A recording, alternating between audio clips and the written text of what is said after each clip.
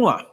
O que está acontecendo com cada um de nós? O que tem havido com a humanidade, com a sociedade? Almas doentes. Ninguém gosta, né? Eu, por exemplo, não gostaria que alguém dissesse assim, rapaz, tua alma está doente. Ou você está doente de alma. Ou você está psicologicamente abalado, que dá quase no mesmo. Eu ficaria muito triste se eu constatasse que eu estou, né, de alguma forma, avariado.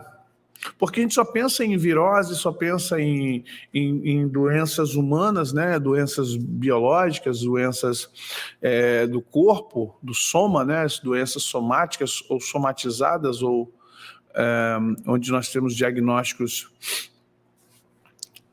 físico, fisiológico, corpóreo, mas muitas vezes nós não entendemos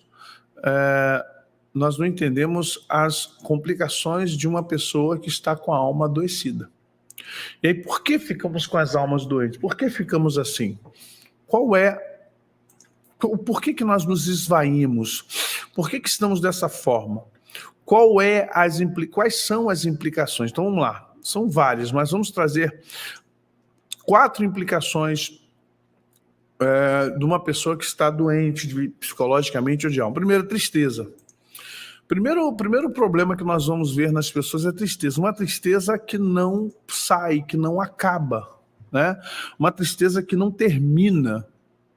Você, por mais que você tenha momentos de alegria na tua vida, e por mais que você, né, receba boas notícias, por mais que você se sinta alegre, feliz, em um dado momento, por mais que você tenha motivos, assim, vários motivos para estar contente, a tristeza está sempre ali ao seu lado. Você se vê triste. E aí a psicologia vai dar o nome isso de distimia, né? É uma entrada aí na depressão.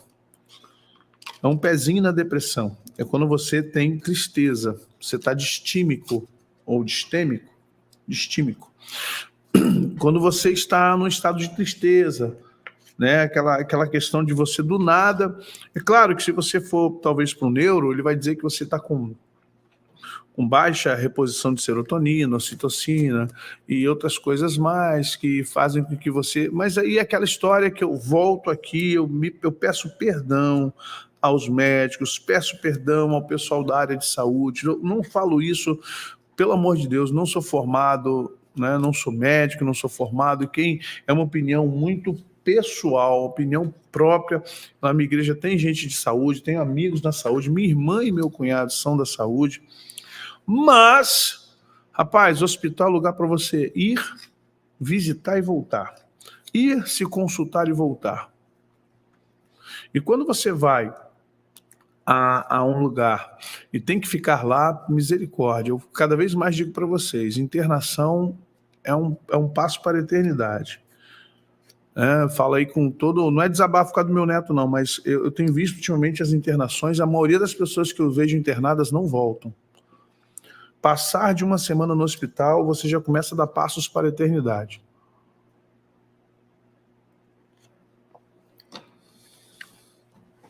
Porque o ambiente hospitalar, ele é um ambiente extremamente perigoso, gente. As pessoas pensam que o ambiente hospitalar... todo cuidado é pouco num CTI, numa UTI, numa enfermaria. Todo cuidado, uma coisa é consultar, ter consulta médica. Outra coisa é você morar no hospital durante uma semana. Se ficar no hospital 10 dias, 15 dias, 1 mês, 2 meses, perdemos a irmã Damiana depois de quase 3 meses de hospital. Geralmente a pessoa entra andando, falando, conversando, cônscia de si, sai de lá para o cemitério. Eu digo para você, ambiente de hospital, por mais que a intenção seja salvar vidas, por mais que o ambiente de hospital seja o de guardar vidas, restaurar vidas, e a palavra hospital vem de hospedagem, e restaurante vem de saúde, né? A palavra restaurante vem do lugar onde restaurava a saúde, daí vem o nome restaurante. E hospital era o local onde as pessoas descansariam, de hospedagem, o mesmo étimo de hospedagem. Então, hospital, hospedagem, hotel, tudo era para as pessoas descansarem de viroses, de febres e muito mais. Isso aí. Então, nós vamos entender, são 2 coisas. E outra coisa é farmaco.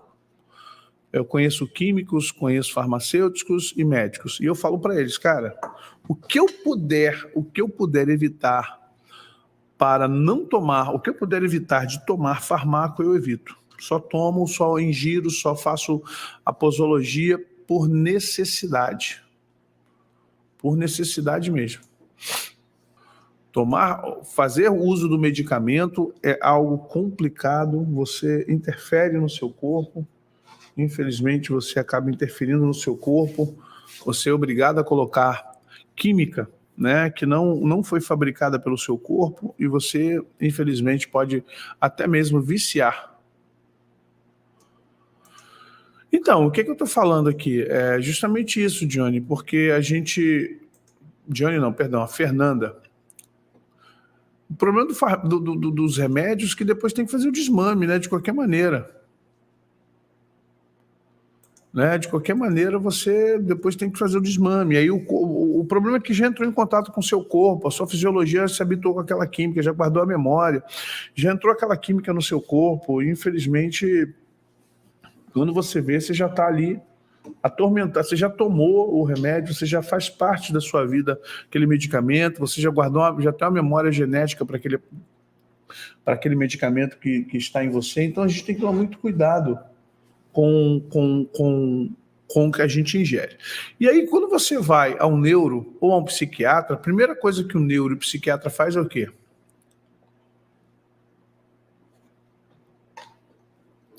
Te dar fármaco. Te dar fármaco. A primeira coisa que o neuro e o psiquiatra vai fazer quando você está com tristeza é ele passar medicamentos.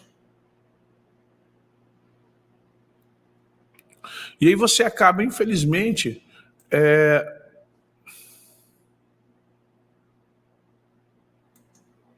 não tem como te dizer isso aí não, minha querida. Então, quando você entra nessa questão dos fármacos, dos remédios, em que você sabe que você, infelizmente, acaba sendo afligido, eu não sei se a tristeza vai embora, muito pelo contrário, eu acho que o corpo acaba se habituando mais ainda, você acaba criando uma dependência medicamentosa, você acaba criando uma dependência dos fármacos, você acaba, de uma certa forma, participando mais disso e mais tristeza acontece, porque é o seguinte, a sua alegria, ela está sendo impulsionada, a sua euforia cerebral, ela acaba sendo impulsionada por um medicamento que vai forçar a produção química de ocitocina, endorfina, serotonina, por exemplo, né? E aí você vai... o passiflora, tudo bem, a base de passiflora... Gente, olha só, vamos lá. Tudo que vem da natureza não é remédio, não é medicamento, é complemento. Tudo que é feito à base de folhas, de ervas, tudo aquilo que você tira da natureza e ingere é um complemento alimentar. Não importa se vai te curar ou se vai te alimentar ou saciar a tua fome ou sede. É um complemento. Pode ser chamado de complemento medicamentoso, complemento medicoso, complemento... Tudo bem, você pode chamar o que você quiser, mas é um complemento. É um complemento, não é um remédio.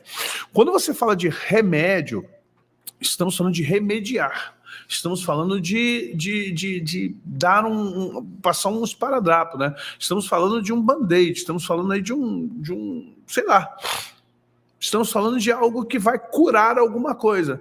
Só que o medicamento, o fármaco, ele é feito artificialmente no laboratório.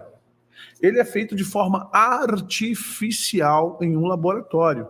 Então, o que acontece? Você vai utilizar um elemento químico que foi projetado, programado dentro de um laboratório, com componentes químicos que são sintéticos, que foram sintetizados, tirados da natureza e novamente sintetizados. Eu me lembro que quando eu estudava a tabela periódica, tinha 90 e poucos elementos químicos. Agora, daqui a pouco, a tabela periódica vai ter 200. Por quê? Porque agora a tabela periódica está cheia de elementos que não são da natureza. São elementos derivados de laboratório. Vocês estão entendendo isso? Então, Johnny, Esse é o problema. Você toma um remédio que no dia seguinte te deixa grogue.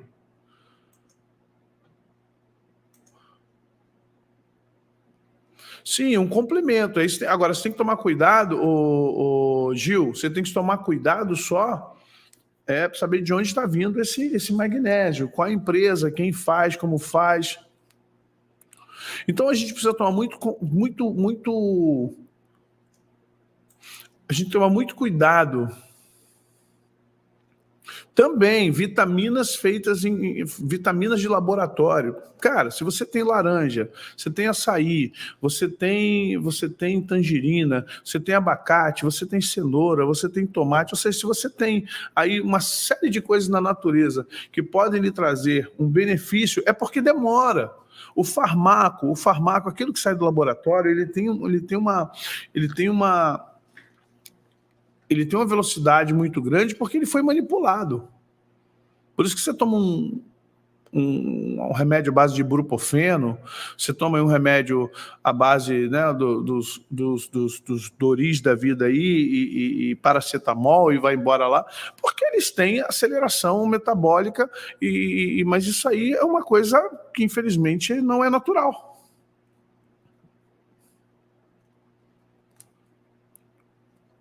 Cristãos podem tomar remédios feitos por ervas? Peraí. Aí Paulo... Não, Sônia, me perdoe, olha só. Quem criou a erva? O diabo? Quem criou o boldo? Satanás? Quem criou o funcho? Folha de laranjeira?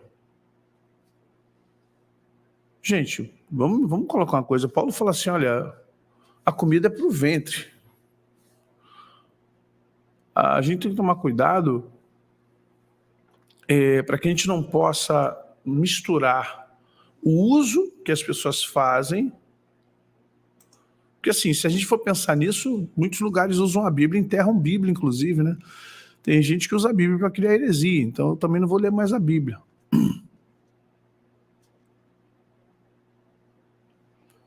Então, é todo um cuidado, não é porque o índio pega, não é porque alguém vai lá e faz uma dancinha ou joga uma coisa em cima da erva, que ela é maldita. Não, por favor. Então, vamos tomar cuidado. A Karine aqui trabalha com saúde, né? Ela está aqui dizendo, olha, gente, evitar ao máximo. A gente toma farmaco no último nível, no último estágio. Como não tem jeito mesmo, aí tudo bem.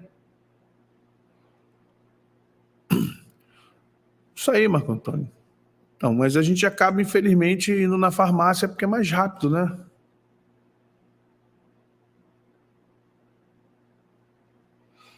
Então, a gente tem que começar a entender isso de forma mais plena e entender o que acontece conosco. Então, vamos lá, para a gente não ficar aqui na homeopatia. Tristeza, depressão. A distimia sempre virá antes da depressão, gente. A tristeza, toda pessoa que está triste por muito tempo, possivelmente ela será abraçada pela depressão. Tá? Toda pessoa que está triste há muito tempo,